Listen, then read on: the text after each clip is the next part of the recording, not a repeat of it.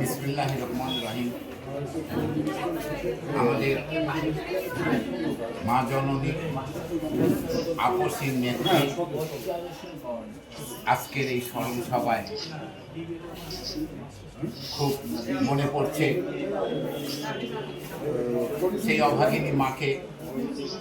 আমরা সেই মায়ের জন্য দোয়া করব, আল্লাহ তাআলা যেন সেই মাকে জান্নাতের সম্মানিত স্থানে অধিষ্ঠিত করে।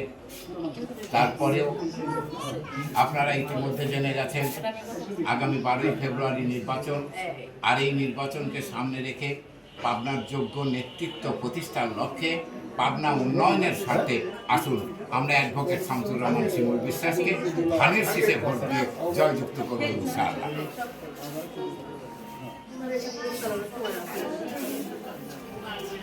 এখন সুন্দর হলো না